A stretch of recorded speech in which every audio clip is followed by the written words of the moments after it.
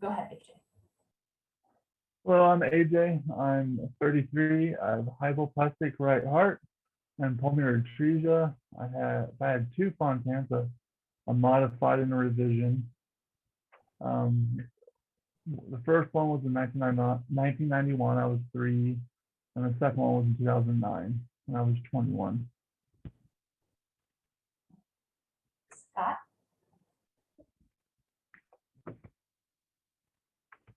Hello, everyone. My name is Scott. I'm 33 years old. My Fontan was when I was 3 years old, so in 91.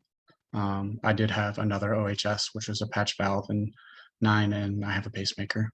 So my CHD specifically is double inlet left ventricle, which basically means I don't have a right ventricle. Megan? I'm Megan. I'm 31.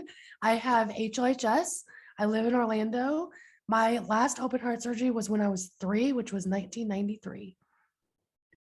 Texas? Hi, I'm Texas. I'm 38 years old. I was born with dextrocardia, transposition of the greater arteries, VSD, ASD, pulmonary stenosis, and pulmonary atresia. My Fontan I was 8 years old in 1991. I haven't had anything since. And 3 years ago, I was diagnosed with FALD and stage 4. Balin?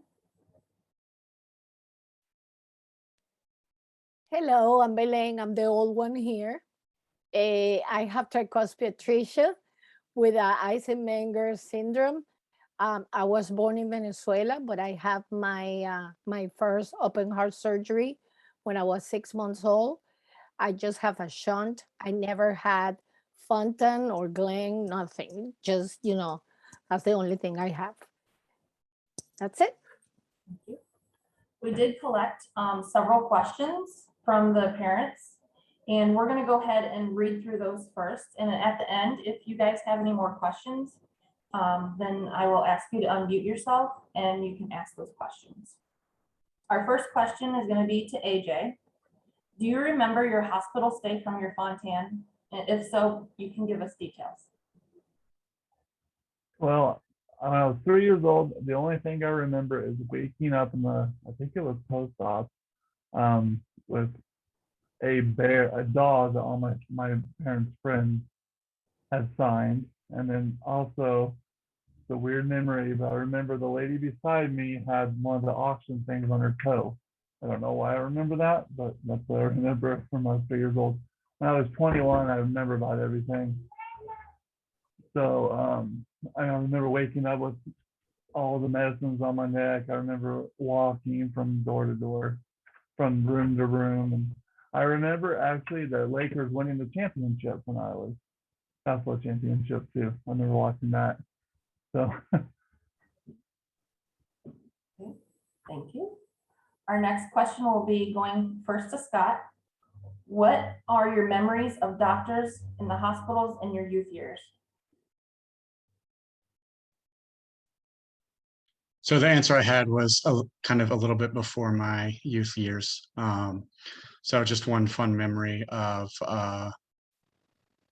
my doctor used to always like to tell jokes with me and share jokes back and forth. And I'm assuming I was probably 8 years old at a time. Sounds like a good age for this story. And for whatever reason, he said a corny joke and I started laughing, and he's like, okay, we're going to do the EKG now. You need to stop laughing. And of course, someone telling an 8-year-old to stop laughing doesn't really work. So I actually laughed even more. Now, at the time, this was, I guess, late 90s. It was still sort of a manual EKG machine. So it looked more like a polygraph machine, honestly, with super large pieces of paper just slowly being printed out and then falling, literally becoming a pile on the ground as he recorded. So of course he kept telling me to stop, and I kept laughing for, a certain amount of time, and then I eventually stopped. And so he was able to get the EKG and everything. But at the end, he bent down and took the stack of papers on the floor, I guess, of course, some of which he needed, and he took out the section of me laughing, which just had, it looked like a crazy black scribble. Took out the pieces of paper that were me laughing and tore them off and gave them to me and said, "Here you go. I don't need this. You can have it." Thank you. And same question for Balin. I have a lot of memories because, since my, all my life, I moved here when I was, 21. So in Venezuela, we have, the doctors are very close to the patients. So for me to go to the doctor, to the hospital was a very good experience. So, because everybody was like so nice to me. And I remember one time I was like 17 and I have a huge episode of AFib. And, I lost conscious and everything. It was like really, really bad. And I remember that, that they were trying to, like give me, like a cardiovermy or something. And, I was still awake. And the only thing that I could see was the doctors just looking at me and just being like, and one of the doctors was crying. And I'm like, no, don't let me die. Don't let me die. I'm too young. I'm too young. That's the only thing that I could say. And so I remember that when they finally did the big shock and, my heart kind of, it felt better. I just smile and I pass out and then, I woke up and everything. But I always, in Venezuela, I always had that, they treat me really well. And, I just have good memories because, my mother made for me to go to the doctor as a great adventure in a fashion show. So, for me it was like a lot of fun. So I love to go to the doctor. Thank you. Our next question will be going to Texas. Texas, what is the best way for parents to support their children as they begin to learn about their heart and realize their heart condition? To me, the best thing would be honesty. Let them know that they do have a severe heart defect and it is for life. Even though you may go to the doctor for 18 years in a row and every report says you're good, nothing's changed. You still need to see your doctor after you move out or go off to college. Another thing is there's a lot of things we can't do because of our hearts, and be there to support them and comfort them when they learn that they can't do something that they really want to do. And if it's something they really want to do, maybe find a different way for them to participate in it. For example, I wasn't able to play football, but I was able to be a manager for the football team. So I was still a part of the team and, involved. So really just being honest with them and just being there for them as they start to learn about it. Thank you. Our next question will go to Megan. Megan, what are your thoughts about transplant, possibly later on in life? So I currently do not have a transplant. I was told that my heart is doing well as it is, and that would be a very last option. When that time does come, I think that's a decision based off of you and your body and your team and your family. For me, I'm not in that place, so I don't really think about it at this time. As my husband would probably say, just do whatever you can to be here. But I feel like that's more of a time and a place. And mentally, I'm not in that space. So it's kind of hard to think about it, but I would do what I can to continue to live my life. Thank you. And next question will go to Balin. Balin, do you ever feel unheard by your medical team? And if so, how do you get through those moments? Well, it's kind of difficult because, when you are when you're getting older as an adult and you have a congenital heart defect, you have, your liver, everything start to, like fall, like it's not working right. So, sometimes you feel like, you are too intense with the doctors because you want to know every detail that what is going on with you. Since I didn't have any correction or anything other than the shunt, I have a lot of, like questions that unfortunately the doctors cannot give me an answer because they don't know. And, that gives me a lot of frustration. And sometimes I feel, not that they blow me off, but I feel like, they are like, okay, enough, so what I say, I need to learn how to be able to let them know the way I feel without getting all that, the desperation and all that stuff. So what I usually do, I always ask my cardiologist, how many tools I have in the toolbox. So you can go ahead and, and fix this. Well, fix, what I'm trying to, to say. And, but sometimes you do because, um, like I say, when you're an adult, and like for example, if you have to go and see the liver doctor, and then the doctor send you a medicine, then you have to call your cardiologist just to make sure that you can take that medicine. And all that thing back and forth, it can be exhausting, and it can be, it's quite a challenge for me because I want to, it's just, do whatever you got to do, and just, that's it. but but pretty much as an adult, because as a child I never had those, but first of all, I didn't know my condition very well. I learned my condition here in the United States, what I really had, because my mom was too overprotective. She wanted for me to grow as a regular kid. And we lived in a society that if you're sick or whatever, everybody point at you. And back in the 60s, imagine more. So when parents or other people will come to me and say, oh, why your lips are so like purple and your hands are purple, my mom used to get all upset about the whole thing. And I never care, because my mom teach me how to have self-esteem, and say I'm different. And but going back to the thing, what I go there, um with the doctors here, um I'm used to have a relationship, a very close relationship with doctors.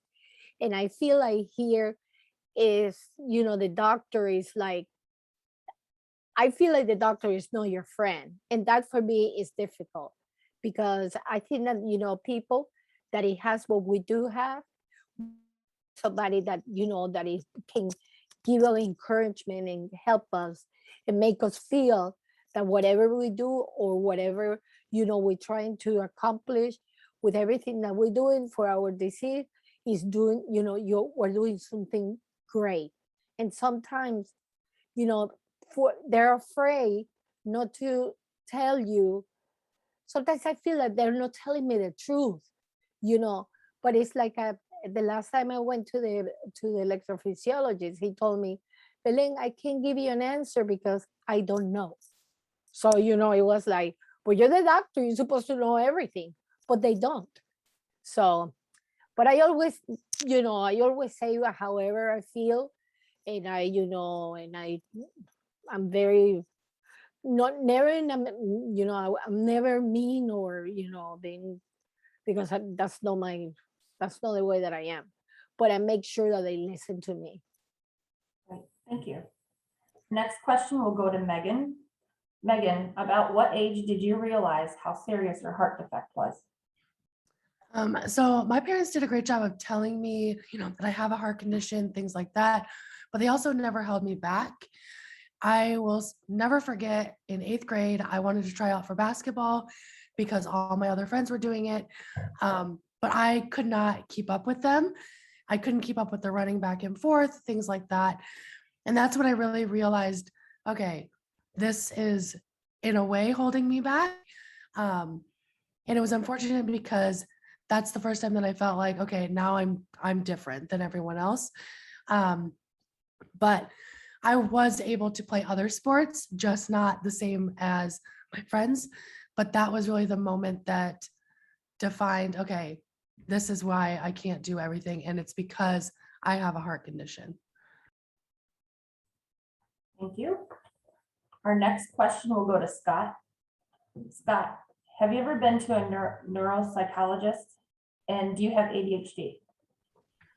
Yeah, so this is a question that's kind of difficult for me to answer concisely, but I'll do my best.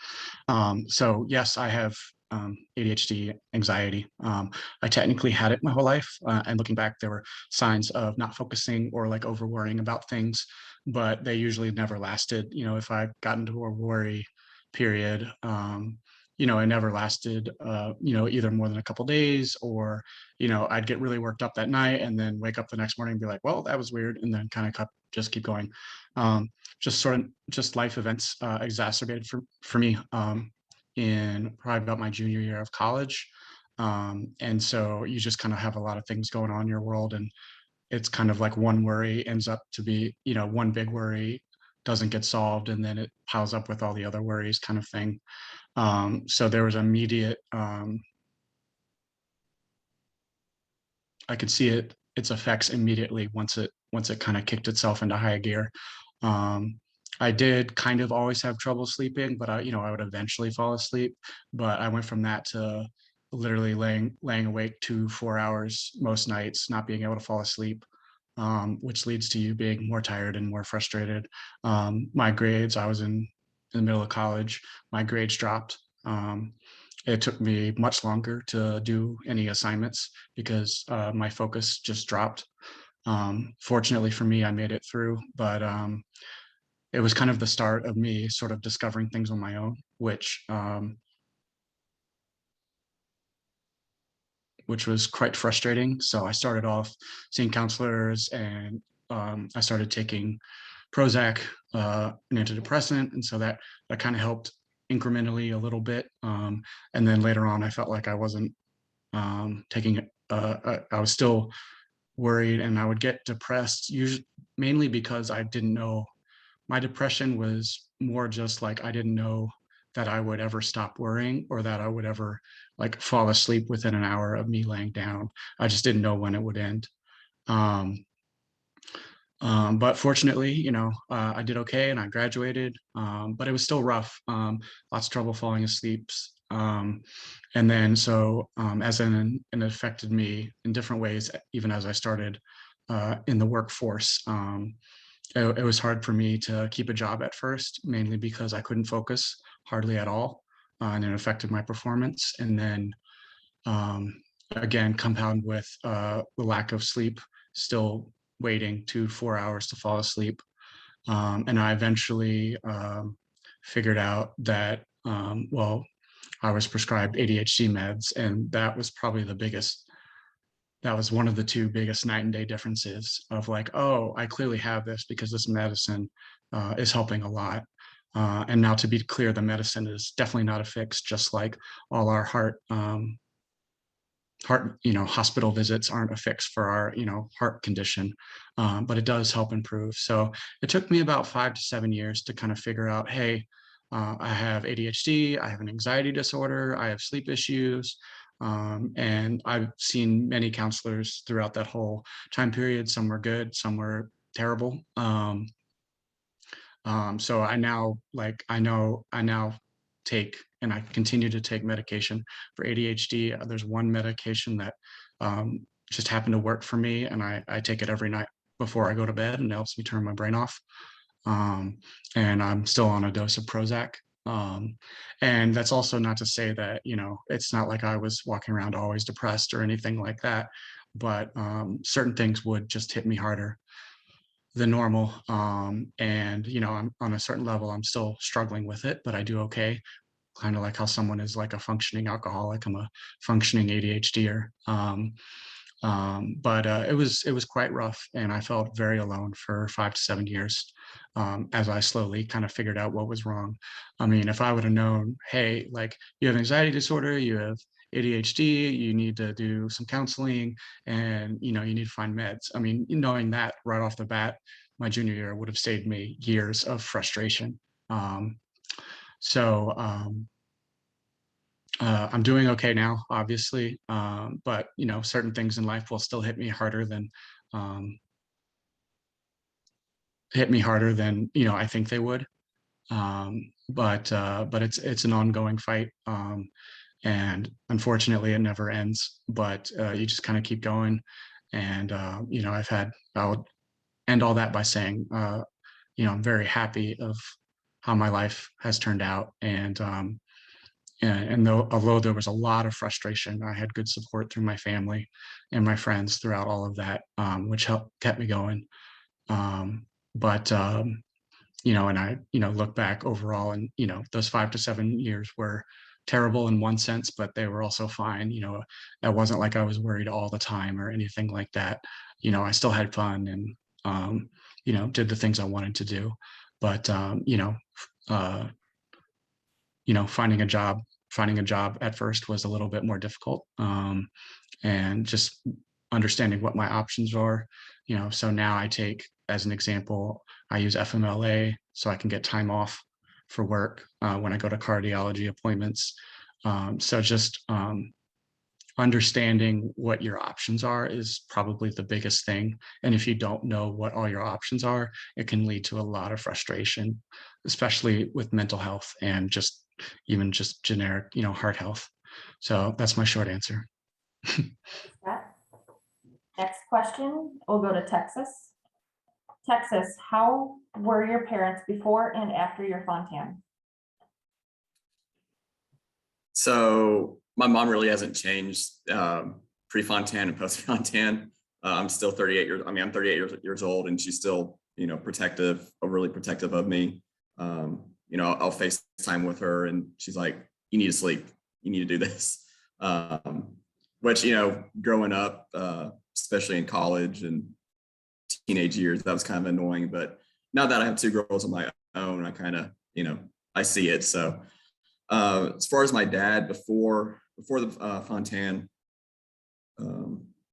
he would try to get me interested in things that I could do because of my heart. But once I had my Fontan, and he would let me do a little bit more exploring, going out on my own, kind of seeing what I can and can't do on my own, and try not to limit myself as best I could. And then one thing, I was talking to my dad the other week and talking about my surgery, and he said once they wheeled me out of my Fontan, he knew everything was gonna be all right, because for the first time in my life, I was not blue. So that kind of stuck with me, and he was more willing to, let me try the sports that I could and do things like that.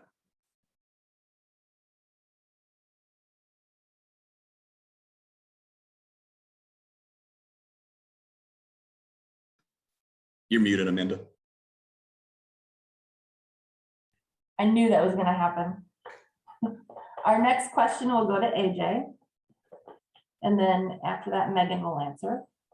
AJ, what are some physical problems you face due to your heart condition, and how do you manage those problems? When I was in school, younger, I couldn't do gym class. I remember, I think it was 7th grade, we had to do a mile, and I had to walk and run it. I think it took me 14 minutes, and I was always the slowest, which I didn't care because I know I had a heart condition. And then nowadays, I'm 33, so I work, and I have a 2-year-old, so he keeps me busy. But I just, any job I'm at, I just take more breaks on physical in it. It doesn't really deter me from doing anything. I just have to take more breaks. I still throw boxes up to a shelf. I have to help out, do physical work. I used to deliver sheets of aluminum and sheets of boards. I got any job I could. Just any job I could. I just took more breaks. And really, I manage it like that. I just take more breaks. I really don't let it affect me. People know. I let people know that I have a heart condition because I've gone through not letting people know, and then freak out once you take more breaks or you get a little purple on the lips or blue in the lips. Everyone freaks out. But so I always tell people because it's never a good conversation to have when they're freaking out. They're more upset than you are when you're trying to calm them down, even though you're hurting too. But yeah. Thank you. Megan, same question. So I also had to walk the mile in middle school, high school. So I walked it, same thing as AJ. I participated in gym class, but I didn't do everything the same. I did take more breaks, things like that. If you follow me on my page, you can see that I do work out. I work out every day. I follow a program, but I do pause the video. I take those breaks that I need. And even to this day, I can't run. I don't like running, but I just don't like it at all. And it's a weird feeling for us heart people. Like, it's not the same. Like, running is not the same as like doing exercises from this video. Like, it feels different. I don't even know how to explain it, but it just does. But running is like not our thing, at least for me. But I do work out and move my body, but taking those breaks whenever you need it, and your kids will figure out those breaks. Just let them get there. Thank you. Our next question will go to Texas. Did you have any learning challenges growing up? And if so, what has helped you overcome them? Example, like an IEP. So I remember being in speech up until I think fourth grade or fourth grade. I had my Fontan, I guess my third grade year. So I was in speech for 2 more years after my Fontan. And I'm guessing really after my Fontan was really what helped my speech, just because I was always so short of breath. I mean, I couldn't even walk across the living room without getting tired and winded. So you can imagine trying to talk and talk and breathe at the same time. But after fourth grade, I didn't have an IEP or 504. I probably should have been tested. Now that I've worked in education and kind of, see some things like, oh, I probably should have needed some more time, or be checked for ADHD or ADD or one of those acronyms that's out there. But really, as far as my speech, I kind of realize sometimes I get overly excited. So then I just kind of slow down and talk so people can understand me. Thank you. Our next question will go to Baylin. What types of medical complications did you encounter along the way due to your CHD? Well, like I say, I had a normal life, of course. I had some limitations. But when I hit, I think it was like 35, something like that, is when my body started to change completely. So I've been taking amiodarone for almost 20 years. So amiodarone gave me, well, I already had it because of my single ventricle, the pulmonary hypertension, but every day it's getting worse and worse. Now I'm, with medicine for the pulmonary hypertension, and I have, that syndrome, the Eisenmenger, and my life has totally changed since I have a cath that I had like 15 years ago. I don't know. I tell the doctors that they crossed my cables or something because I was doing great until I had that cath. I don't know what happened. So everything, what I had a TIA, and that's why my speech is different, like it used to be. But before that, the most horrible thing that happened to me, it was that after I married my husband, I got pregnant, and I was taking already amiodarone, and I had to go ahead and they have to I lost the baby, and that was for us a lot of it was a lot of pain. but you know, it's just it's one thing after another one. But you know, I always, what I do is that, you know, I try to get like the greatest attitude and just thank God and thank life for, I mean, I'm not supposed to be here. Every time that I go to the doctor, they look at me like I'm ET or something, you know, because I don't have a because I don't have any, you know, I just have a shunt. So he's like, oh my God, how, you know, I had doctors that had told me, how come you still alive? And I said, I don't know, you better go ahead and ask God because I don't know. And so, you know, it's been really, really tough. And then, you know, I'm in constant AFib, and I'm in congestive heart failure, chronic congestive heart failure, which is a pain because I have to take, you know, the diuretics, and you know that totally changed your life because you know you have to accommodate your, everybody has to accommodate to your, you know, to your my, I mean to the, I mean because you have to go to the bathroom all the time, so you know, so your life totally changed too. Like for example, you know, being a Latin, I love to dance and everything, and then I can't. So for me, you know, there are little things that maybe for other people are not important, but for me, they really hurt my feelings. But then again, I think about it and I say, you know, I'm here. So let's just enjoy. I'm not going to complain for what I don't have. I mean, I'm not going to complain. Yeah.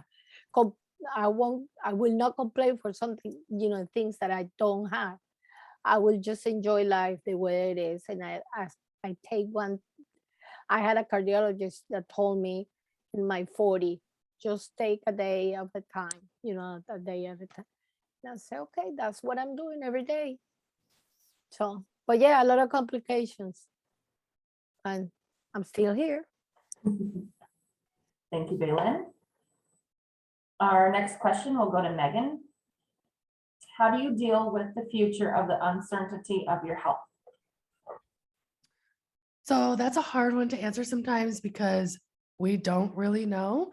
You know, you hope the best for all the research that's happening, all the clinical trials, things like that.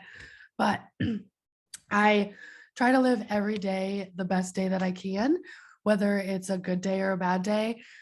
I even tell this to my husband every single day. We find one thing that's a positive from that day, even if it was a horrible day.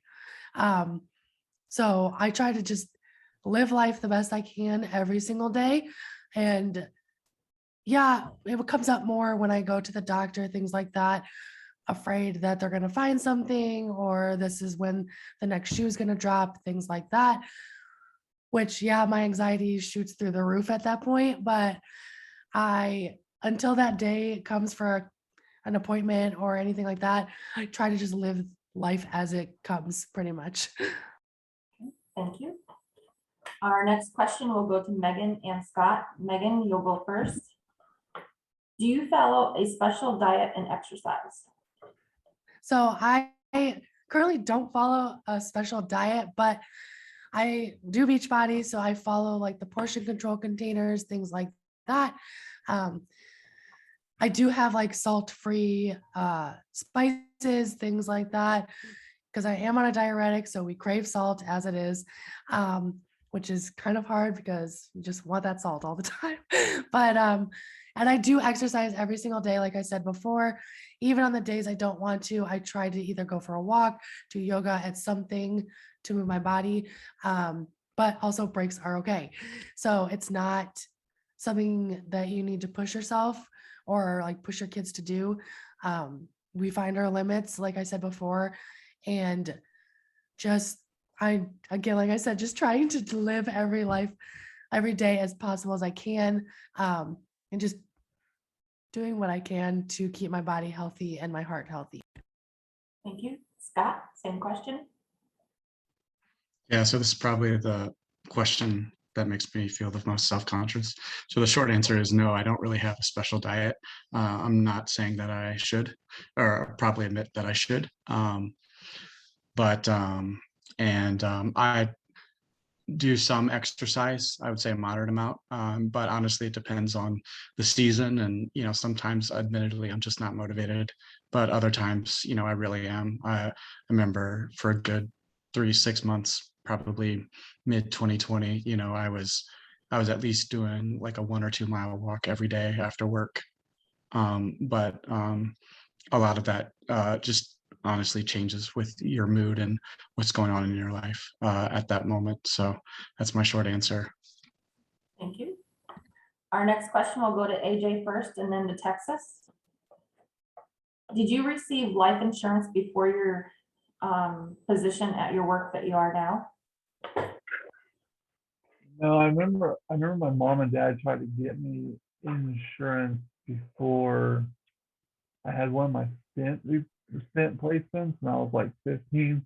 They said I was too much of a risk, so they couldn't get it, which figures. But every job I've ever had, I call them big boy jobs. I've always got life insurance because you never know what the day will entail.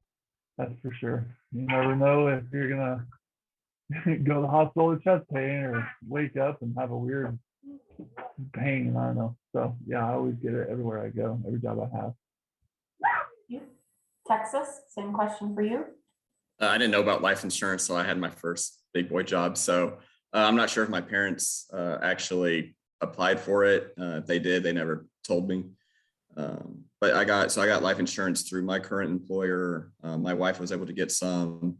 My previous employer, they had a no questions asked policy up to, I think, $500,000. So I took that, and they said it would follow you if you left. Well, they didn't say if you left, you would actually have to fill out the medical thing. So that kind of went down real fast. So, but yes, I just have it through my employer and my wife's employer. I did look at a high risk policy, but it was way too much to justify. Thank you. The next question will go to Balin. Balin, are you on disability? And if so, at what age did you start your disability? Yes, I am. As a matter of fact, I worked for many years in Citibank. And when I moved here to Jacksonville and I started to work for them again, that's when my health started to decrease a lot. So I had to ask for a lot of days off. I missed all my vacations. I had to go to the doctor all the time. It was so stressful because afraid that I was going to lose my job, but then I needed to go to see my cardiologist. And that's when the pulmonary hypertension and everything started. At that time I was still going to a pediatric cardiology, and I was like 37, something like that, almost 40. And my cardiologist told me, I don't want you to work anymore.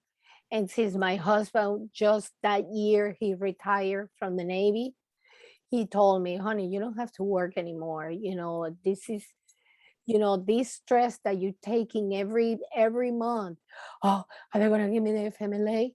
Oh, are they going to fire me? Because it's a constant, paranoia, and you get so worried about the whole thing, that the doctor was the one who worked all my disability. I didn't have to do anything. He did everything for me, and I started, my disability. But I've been in disability for like 15 years. 15 years. It's, the beginning, you feel like, yeah, vacation, but then it's horrible because you need to, your life totally changed too. The friends that you have when you work, they're not around you anymore. So it's like, it's not the same. So, like your social life gets affected a lot. So, but, it is what it is. So. Thank you. Our next question will go to Texas. What do you wish your friends knew more about your CHD condition? I mean, growing up, I was real honest with my friends about my heart. You know, I was like, okay, I can't do this, I can't do that. You know, we'd go to theme parks and I'm like, okay, I can't ride a roller coaster, but you know, I'll stand in line with you guys until you get to the front, and I'll just, you know, go around and wait for you guys. Um, but really, all my friends growing up, they really tried to include me in things. And if they knew I couldn't do something, you know, maybe one of them would sit off to the side with me. Um, or, you know, we would, okay, well, let's go do this instead. And there was a couple of times, you know, they kind of noticed, you know, I wasn't doing too well. And so they were like, hey, let's just take a break. Or, you know, one time they called my dad to come pick me up and take me home.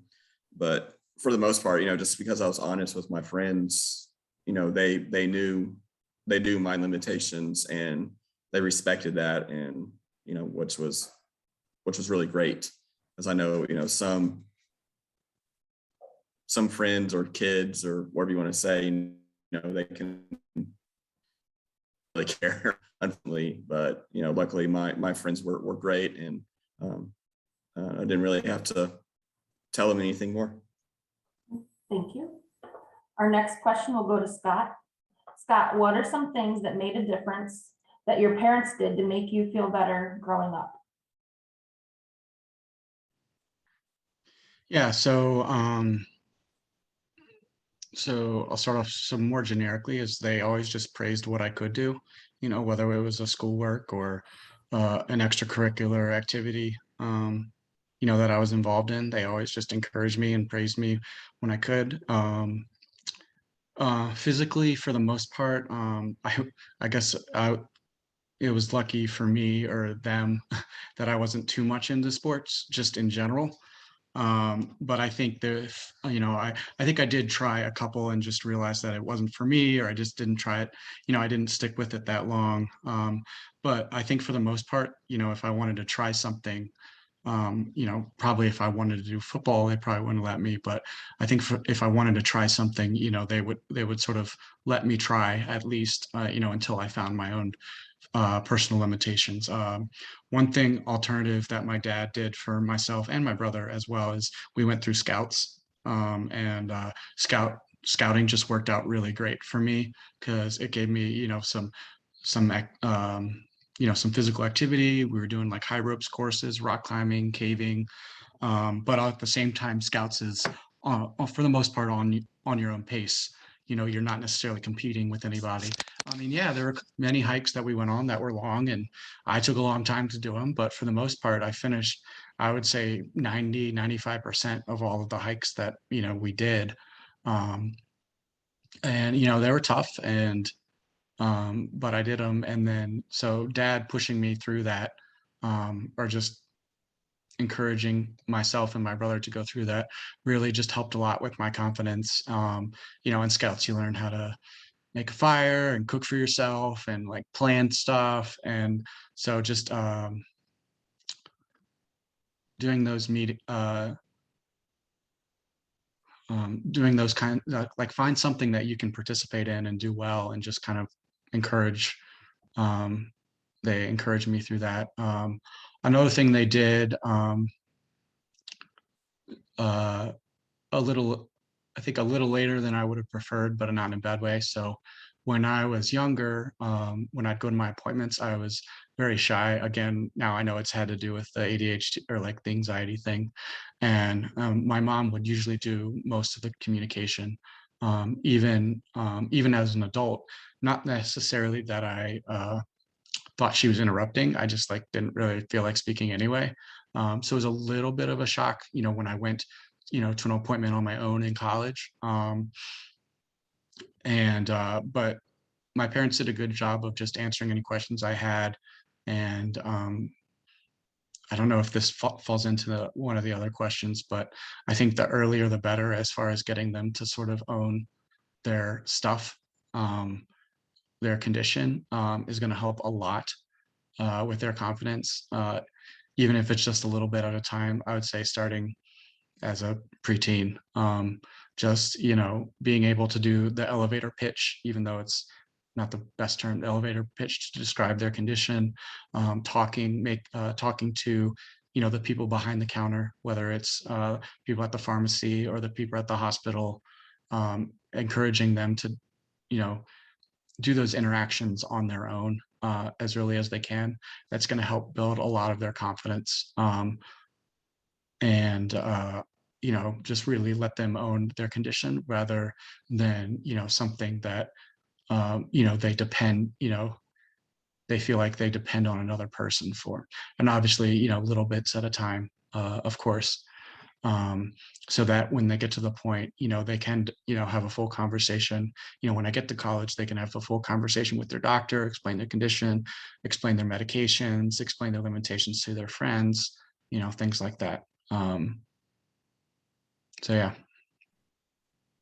Thank you. that's all. Thank you. Our next question will go to AJ first and then to Megan. AJ, what do you wish you could tell your parents years from now as an adult perspective?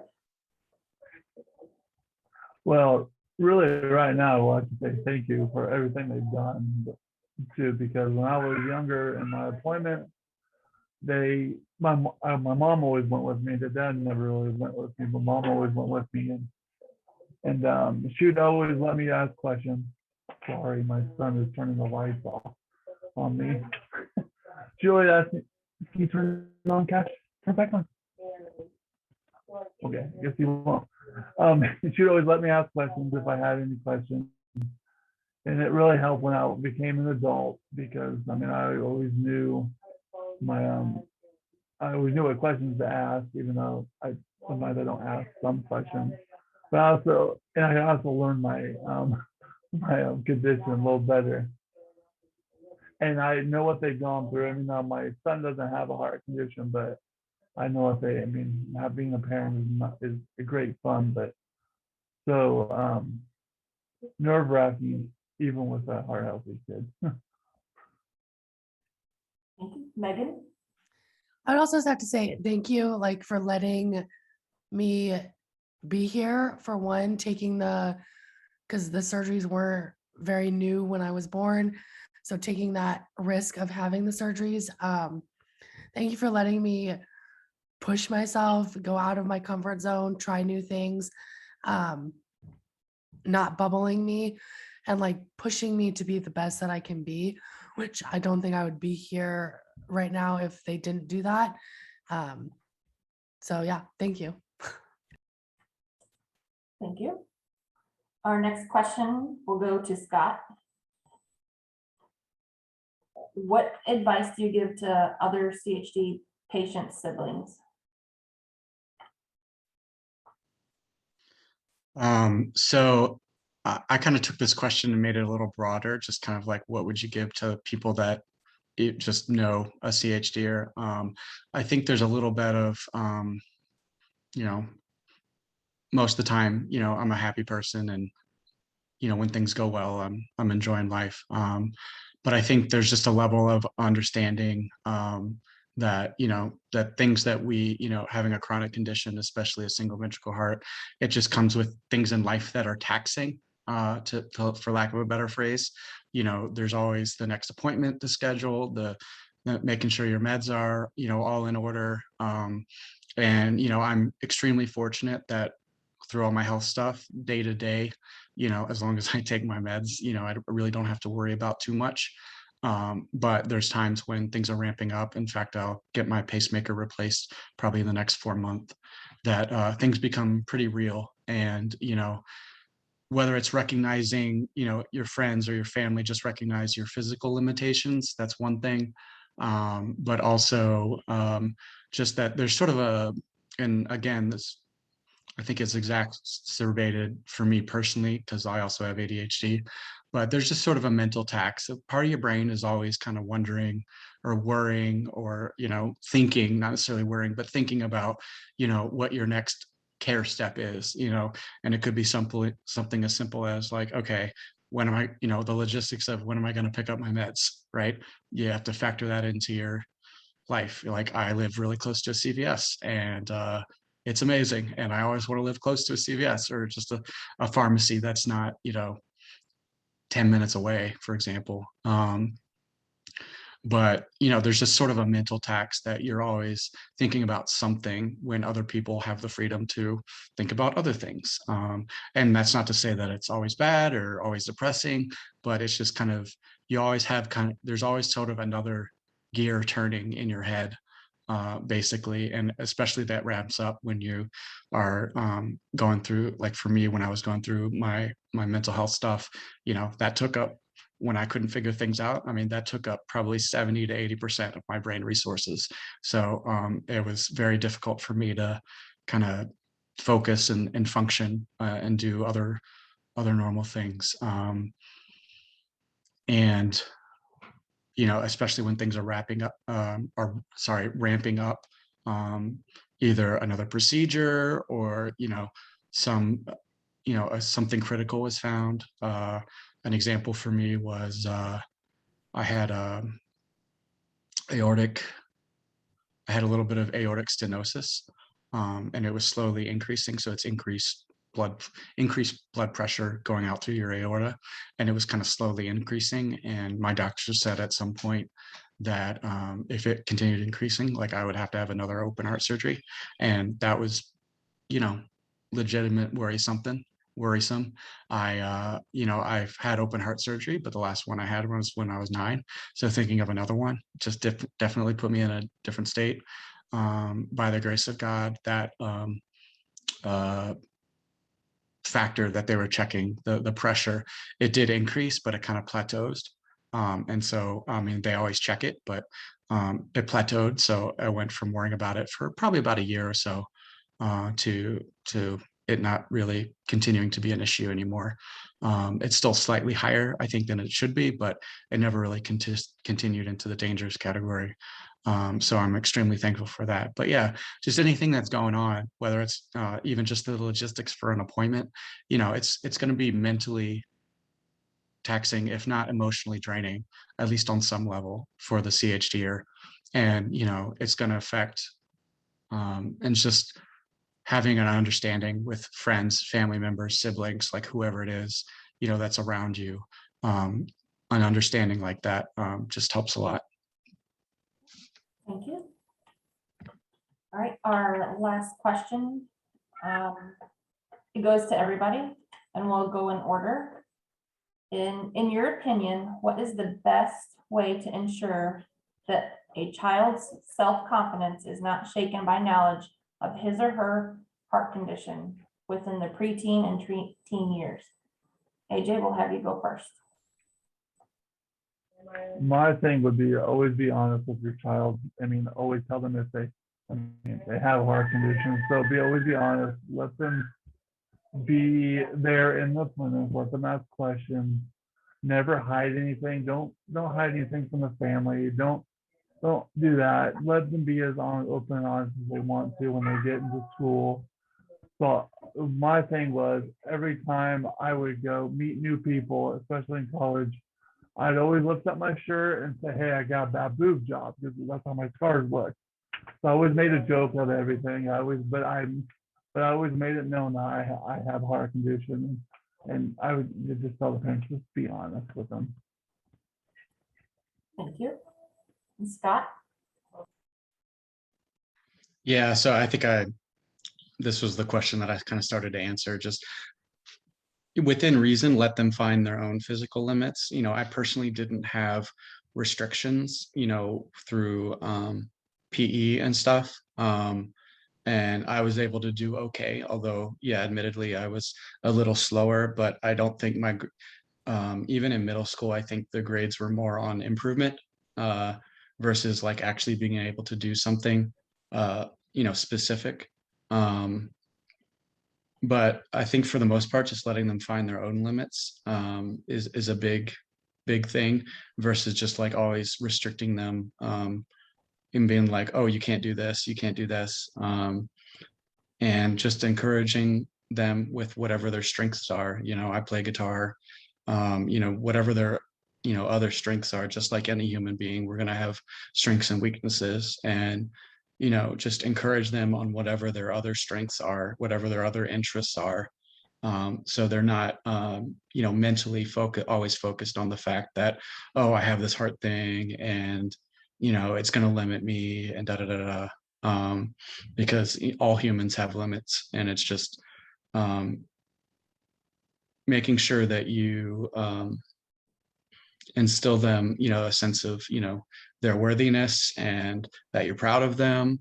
And that, you're going to love them no matter what they, what career field they go through, and just little things like that is going to go a long way. My dad fortunately found Scouts. And again, he did it for myself. My brother is a heart healthy person. And that was a great, wonderful avenue.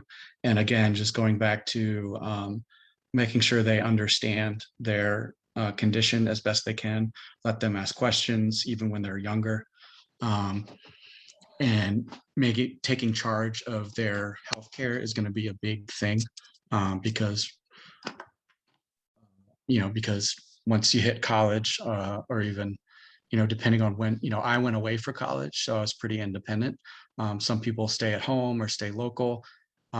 So you're meeting new cardiologists, explaining your condition to them. So whatever they can do, interacting with people behind the counter, I think is a good way to start, even when they're younger, like, preteen or whatever. Get them to, explain their medications, what the, why they take them, explanations for friends, and just, goes without being said, but, love them, love them and encourage them in whatever their strengths are. Thank you, Scott. Megan? I'm going to take it a little different. This has to do with scars mostly. As a woman, I had a hard time showing my scar all the way up till college. I didn't want to show it. I also have a paralyzed vocal cord. So just adding my scar onto that was not ideal for me. So that was like very confidence for me was hard.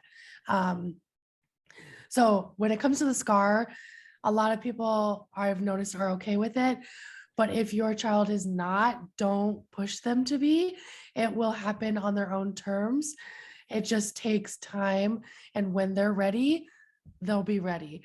But yeah, you can all be proud of them. The scar is our tattoo that's always going to be there. And it shows what we've been through, but not everyone is confident about it. So just let them find their way through it. And the scar is very personal, at least it is to me. So yeah, that's my little advice there. Thank you, Megan. Texas? I would say let them learn their own limitations. You won't always be there for them. So they don't need to be second guessing, whether or not they're doing something that's going to hurt them. And then, let them take ownership of their condition. Let them ask questions, while you're still attending appointments with them, just so they know, so they have that information so they can make those decisions. Thank you. And Baylin? I'm totally opposite to all of you guys, so I'm sorry. You gotta teach your kid, of course, your limitations. But the most important thing is to teach them how to know your body. What can you do and what you cannot do. I think that what Megan was saying about the scar, when I was a little girl, mine is in the back because they opened me, they cut me in half. So, mine is in the back, and I didn't want to wear, like my bathing suit and everything. I was like kind of, but then it comes to a point that you are like, I mean, I'm better than you. I mean, what's your superpower? I have a heart condition and here I am, and you don't have anything, and look, but I am just like you. But I think that one of the most important thing is you cannot allow for the illness to take over your precious life. Because what happened is that I have met a lot of teens that the only thing they think about is what are they sad? What is, do I have tachycardia today? How do I feel today? So, it's like they don't enjoy life. If you all the time you have this thing in your mind, like banging your head the whole day, you're never gonna feel right. So for me, my parents, they didn't. My mom always told me, you are different because you have a different heart. You gotta learn how to, to use your body, and you gotta learn how to listen to your body. But my mom never was like, oh, you're sad. Do you think? Because I don't think I wouldn't make it. Because, I think that gets to you to a point that, you get so, it's very frustrating thinking that you're different than anybody else. And if you have in your mind all that all the time, I think that you're not going to make it. And the most important thing, your self-confidence, that's very, very important. So no matter what your kid wants to do, let them do it, but that they will learn how to listen to your bodies. And, and just, when it's time for the doctor, it's time for the doctor. But when it's time to have fun, it's time to have fun, and just don't keep talking about the whole thing because it's annoying sometimes. Thank you. That's it. Thank you. Now, if you guys want to unmute yourselves, you can. We have about 15 minutes left. If anyone has any questions they would like to ask anybody, go ahead and feel free at this time. Hi guys, I want to introduce myself. My name's Allison. My son is Ian. He just turned 2 in August. He has pulmonary atresia, and he has actually already had his Fontan. So he was on the super, super early side. So he had his when he was 17 months old. So reason being, he had his Glenn when he was just shy of 4 months. And then they went ahead and did the Fontan. Right before his Fontan too, he suffered a stroke after his heart cath. So it's been kind of an interesting road. First of all, because of the heart defect. Second of all, because literally everything the doctors tell me is going to happen, Ian's like, no, I got this, and then does something completely like off the track. So, which I think has been good for the doctors too, right? Like, it's good for them to experience that not every child follows the same path. That said, I am super pro anxiety medication. Anyway, my questions, I have so many. I feel like, first of all, I feel kind of new to this in a way, right? Because Ian is only 2. I love so many people sharing like their feelings on restrictions. He's 2 and he's a crazy man. So there's no stopping him. Like he climbs everything, he throws himself off of stuff, like he doesn't. So like I used to worry, and then it was like, I'm going to get really gray here if I keep doing this. So I'm just going to let him be a wild man. I guess some of my questions, and some of you guys answered them, I guess I kind of had a question. I don't even know if it's a question or if it's just some feedback I was looking for. So Ian's in speech therapy. Where he had his stroke was in the front left of his brain, like right in his developing speech center. So he only said, like, he just said his first 2 words this week. So yay, he said words. But I catch myself getting defensive. And like, I feel like I'm now teaching my daughter, who's 5, to also get defensive. Because we're in situations where people say, he's not talking yet. I should also add that he's super tall. So he's like 3 feet tall. Like he's a beast. And so like, he looks very healthy, which is wonderful. Right. But like now that he looks so tall, they're saying he's not speaking yet. And I catch myself getting like mama bear, right? Like I want to shove you into oncoming traffic kind of mama bear. And my daughter's doing it too, though. It's like we were on the playground and he was going up some steps, and bigger boys kept like moving Ian aside. And Haley gets at the top of the stairs and she's like, "You're going to need to wait for my baby brother." And I was like, oh God. And so I don't know, like and I'm someone too, like I'm very sarcastic. It's what, you know, like I do many other things, but language, like the way I phrase things in front of my kids is very important to me. So I always worry that, like, if Ian hears me getting, like, I don't want Ian to ever feel like I'm defending him because he needs to be defended.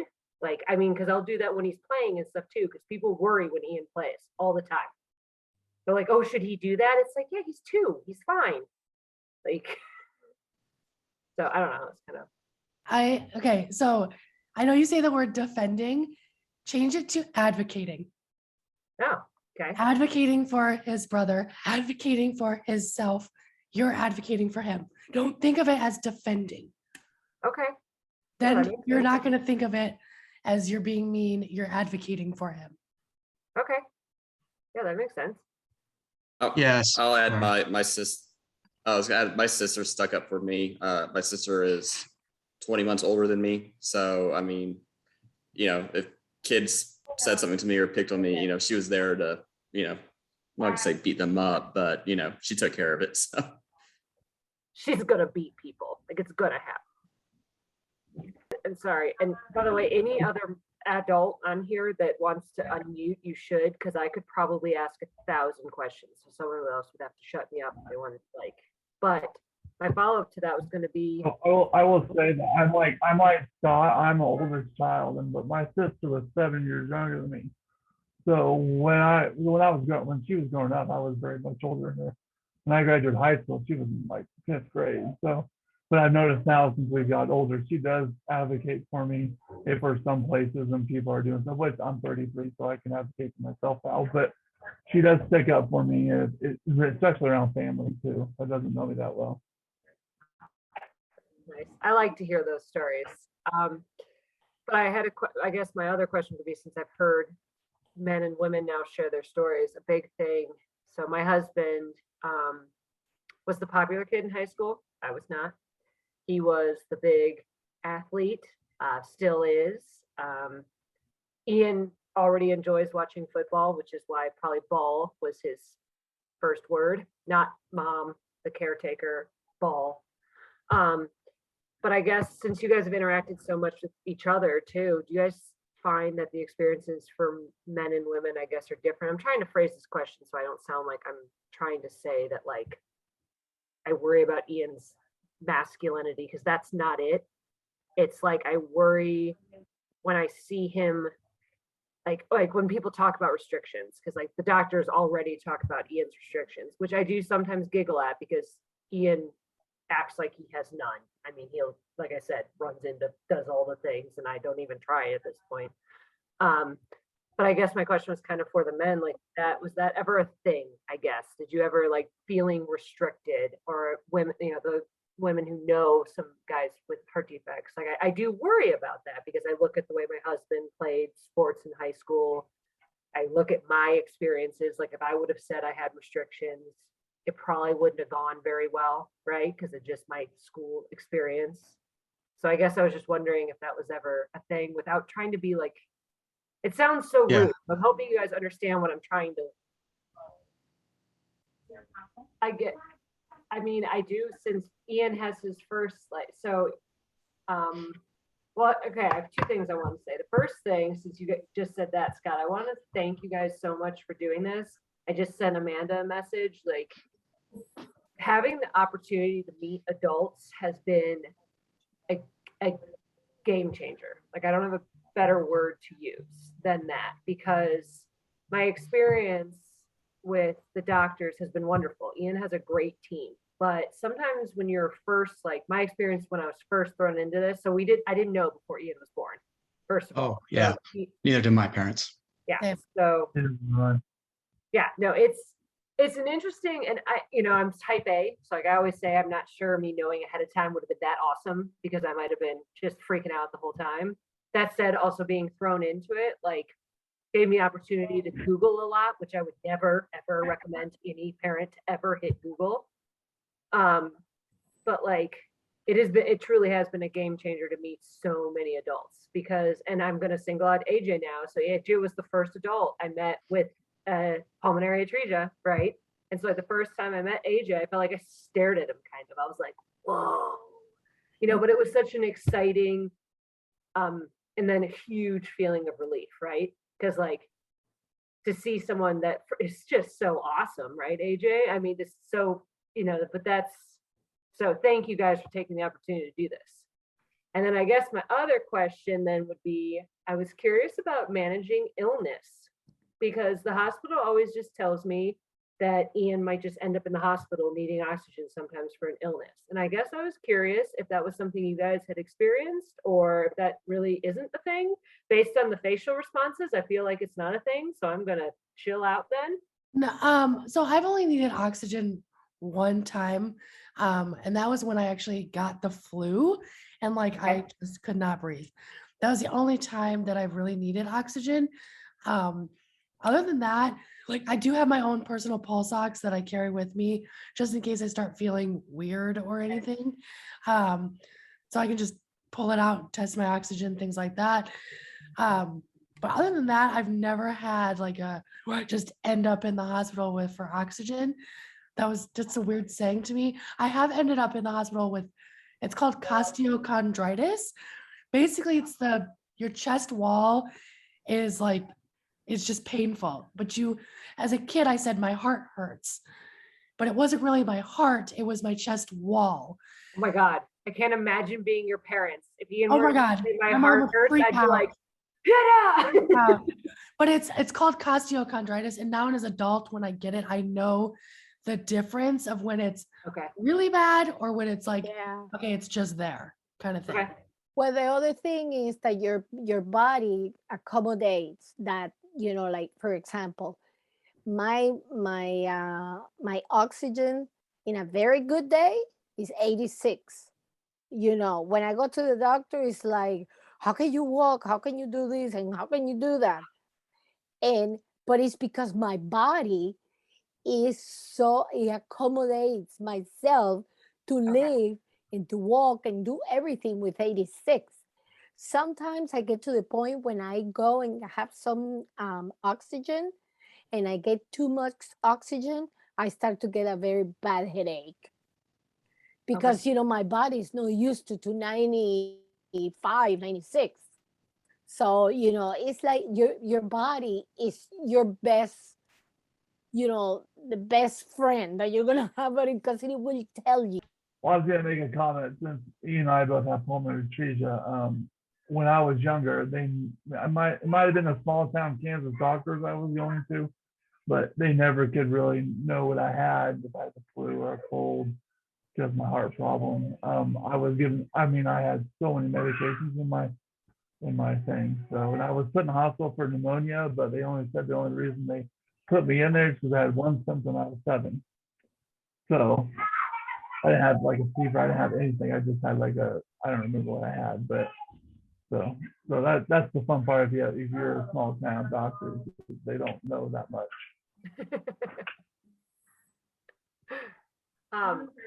But yeah, Megan, I was just gonna say, like, your comment about the pulse ox, because when I try to put Ian's pulse ox on him, he's 2, and so he just takes it off and hands it back to me.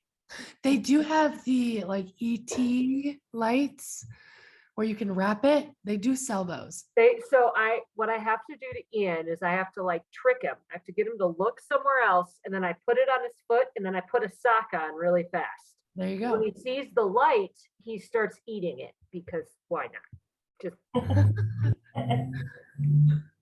That's I nice. don't know. Yeah. I mean, I didn't really use a pulse ox much as a kid. I'm sure my mom did, but I use it more as an adult just to like, if I feel like I feel weird, then I just do it. I also have, it's called Cardia. I don't know if anybody else has that. It's like your own EKG that you can do, on your phone, and like you can send it to your cardiologist. Oh, It's like the best thing ever. So like I've had weird, like where you feel like weird beats. So I'll just do it really quick.